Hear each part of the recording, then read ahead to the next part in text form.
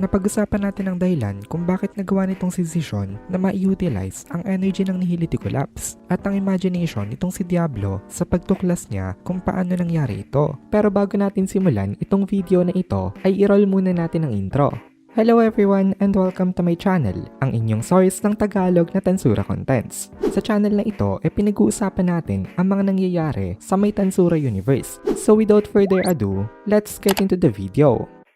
Nag-upload na nga pala guys ang Kohay PH ng Tagalog na solo leveling. Kaya kung gusto mo makapanood ng Tagalog solo leveling contents, bisitahin nyo ang Kohay PH. Link in the description. So hindi nga sinagot nitong si Diablo itong si Dino kasi kailangan daw nilang i-maintain na secret ang kanilang source of power na hinihiram nila kay Rimuru. Kaya sabi nitong si Dino ang suplado daw talaga nitong si Diablo. Sabi naman ni Pico sa kanya maswerte pa nga daw itong si Dino at hindi siya binugbog nito. Sumang-ayon na lang itong si Dino dito. Ngayon relax na nga itong kanilang labyrinth kasi wala na ang threat nitong insect lord na si Zilenius. However hindi pa rin daw tapos itong kanilang crisis kasi nakakalimutan ata natin na meron pa ring isang kalaban sa labyrinth na embodiment rin ng evil. Ngayon, flashback tayo saglit bago dumating itong si Zilenius sa may labyrinth. Nagsalita itong si Vega, nagaganti daw siya sa mga nandito, ipinahiya daw siya, minak daw siya, hindi daw siya papayag.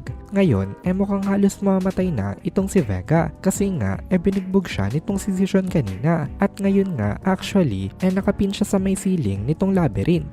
Reklamo ng reklamo ngayon itong si Vega dito na para bang kalaban niya ang buong mundo. Pero maswerte pa rin itong si Vega kasi after niya mabugbog nitong si Zishon balak na nga siya nitong tapusin. Dahil yun naman talaga ang napagkasunduan nila sa may control room. Pero biglang dumating itong si Zilenius. The time na ididil na sana nitong si Zishon ang pinakang final blow nga sa kanya bigla itong si Zishon na knocked out in an instant. Dahil sa event na ito nakapagpahinga itong si Vega at dahan-dahan niyang na-regain itong strength niya. Vigilantly siya ngayon na naghihintay ng another opportunity. At currently ginagamit niya pa rin ang kanyang Evil Dragon King na Azidahaka sa pag-spread ng kanyang roots sa may labyrinth na ito. Ang location nitong si Vega ngayon na-isolate na dapat nitong si Ramirez pero unfortunately naging connected uli ito sa mga lower floor level dahil sa ginawa nga nitong si Zilenius. Kaya ngayon nakakakuha na uli siya ng power dito kaya masyado naging maswerte itong si Vega ngayon. Tsaka dahil nga naging focus kay Zilenius ang surveillance ng labyrinth hindi na nabigyan ng pansin itong si Vega. Kumbaga naging under monitor lang yung room nitong si Zilenius at the rest of the rooms hindi na monitor ngayon. Hindi naman daw masisisi itong sila Ramirez pati na rin ng mga Dryads kasi napakalaking threat naman daw talaga nitong si Zilenius kaya tama lang na i-focus nga nila ang kanilang monitoring dito. Pero yun nga ang dahilan kung bakit nga nakarecover itong si Vega ngayon.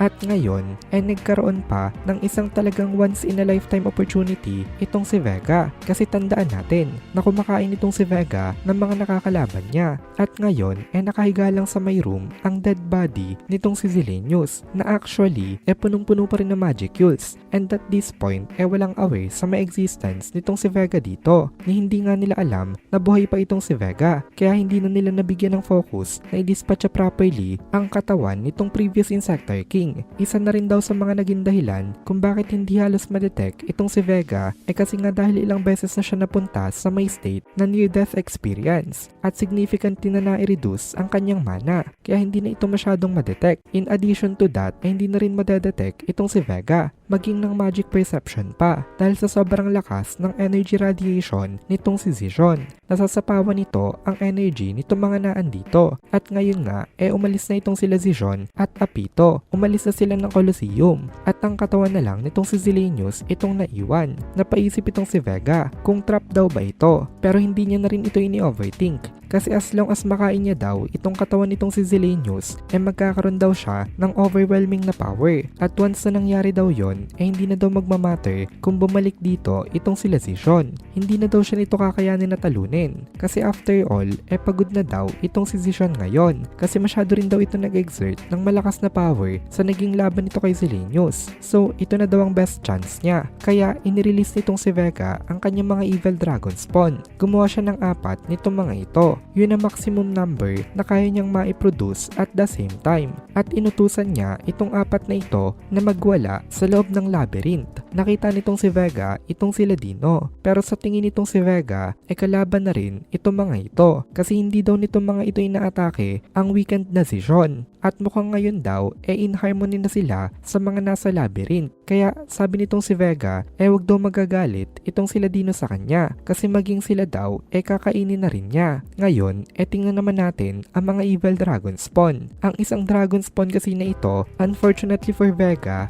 pumunta sa may direction nitong si Diablo at in an instant naglaho itong evil dragon spawn na ito. Tapos ang isa pang dragon spawn naman umalis dito at hindi na alam nitong si Vega kung saan ito pumunta. Kaya ngayon dalawa na lang ang natitira. Itong mga ito ang nagwawala ngayon sa may labyrinth. Tinake advantage na ito nitong si Vega at mabilisan niyang ginamit ang kanyang Infinite Eater sa patay na katawan nitong si Zilenius and nagsucceed naman dito itong si Vega. Sa susunod natin na video, makikita ulit natin itong si Diablo. At dito na muna natin tatapusin itong video na ito. Kung nagugustuhan mo itong mga videos natin, ay please consider joining the membership para mapanood mo na agad ang mga kasunod na part dahil palaging advance ang ating mga members. Also, ay please consider leaving a like at mag-comment ka na din para ma-boost naman tayo ng algorithm.